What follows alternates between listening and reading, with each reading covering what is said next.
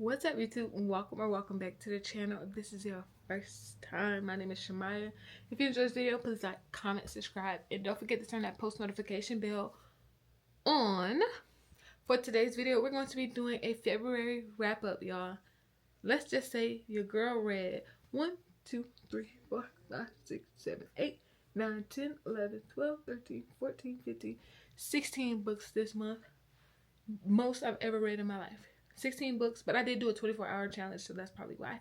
But 16 books. Let's get right into this video.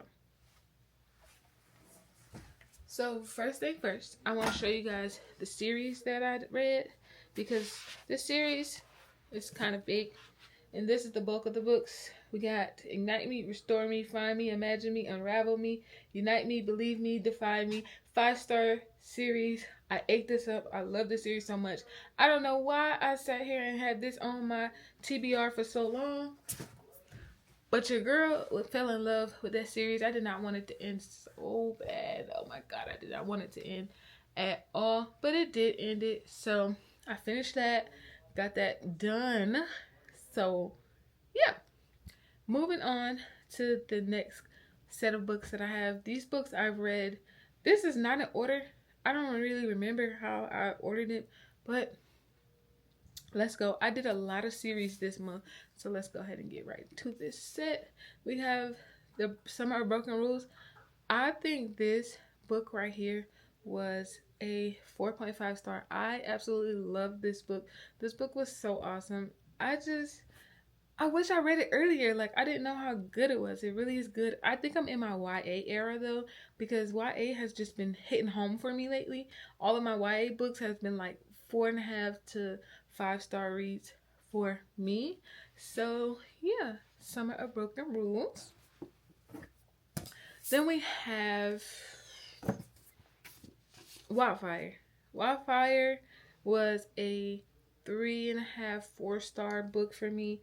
I think I kind of like Icebreaker better than Wildfire. This one gave me like kind of kiddie-ish, but not really kiddie-ish with the spice.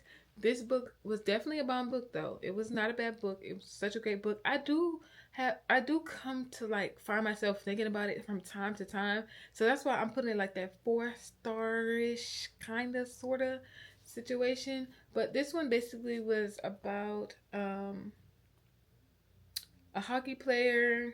They are like summer mentors. They can't sleep together or whatever the case may be because they are camp counselors. And this like resides in me because I went to camp. So it's like I know how I feel to go to camp every day, waking up bright and early, doing like different activities with your camp counselors. Like, it was like how I grew up. It was definitely like my childhood, all my life basically. So this book kind of did hit home a little bit as far as the camping aspect of it, but we didn't go like camping. We had like modern day camp counselors. Like, we didn't do all the we're gonna stay in the woods type of thing. No. Then we have a 4.7 star, A Court of Wings in Ruin, and I definitely love this book. Look at how chunky this is. This chunky daddy right here I read in the month of February. So excited I got to finish this. So yeah, this is my favorite book out of all of them. This one right here, my favorite. But I think it's because I read it on Kindle and I listened to the graphic audio as well, and that just like enhanced the book so much for me. A lot was going on, but I got through this. I got through it. Let's just say that. Then we have a newly released book. It is The Teacher, Frida McFadden. I give this a 4.5 star. I am going to say look up the trigger warnings before you actually read this, because some of the stuff, after me and my boyfriend read it together, it was like, like while reading it, it wasn't like, okay, but it definitely has some things where it's like older teacher, younger child, like she's still a child. Well, she's not a child. Younger student. It's teacher-student situations going on in here, so please read your trigger warnings before you read this. I don't like that they be putting all this stuff on here. Like, I would rather not have that on there. Don't put it on there. Then we have the last book that I read in the month of February, and that is Love is a Revolution. And this was a YA book and I absolutely loved it, y'all. When I tell you I loved it, I loved it. It's Black Girl, um, it's Black Girl, Big Woman. I need to learn how to love myself first. It's basically poetry, and I didn't know how it's like poetry activist type vibes. Like it was definitely like a cozy little YA, most definitely. Then we have let me do this book first. Then we have A Court of Frosted Starlight, and I have read this as well. This was definitely like a little sprinkle on the cake in this series. It was something simple, something not too much after that big hunk of a book that we just read before this book, and then the book that we have after this hunk of a book. So this was definitely something that I felt like we needed. It was something small, something light, nothing crazy. I mean, some stuff crazy going, but nothing like nothing crazy. Nothing too crazy, let me say that. Then we have Daisy Hates. When people say if you like Magnolia, you might not like Daisy, I wasn't dealing with Daisy. They had too much going on. I remember like bits and pieces of this book, but I don't remember like how I remember Magnolia Parks. I don't remember Daisy like that. Daisy, I just don't.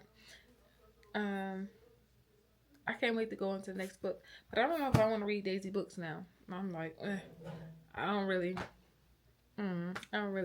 mess with it. And the last and the final book we have is Happy Place by Emily Henry. Emily Henry, y'all know she just has to get you in your feels every time. Like, after reading this book, I was like, I don't really want to read. I don't want to do it. Like, it was just like okay. I read this, and then I read A Court of Wings and Ruin. After that, I was like, I shouldn't have done that. Not with Emily Henry getting you in your feels with this book right here. This book basically says happy place, but it's not a happy book.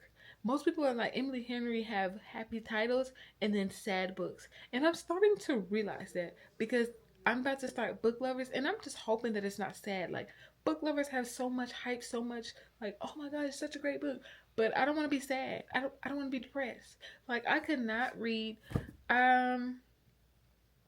Kennedy Ryan book. I couldn't read that. She just put you in your feels. I didn't want to be in my feels at the time. I just didn't. So I didn't read that this month. I don't know when I'm gonna get to it, but I'm gonna get to it eventually. I wanted to read a lot of Black authors this month. That quite did not happen. So we'll have another Black History Month later on in the year. But that's basically all of the books that I've read in the month of February. If you read any of these books on my list, comment down below. Tell me what you think about it. And I will see you guys in the next video. Bye.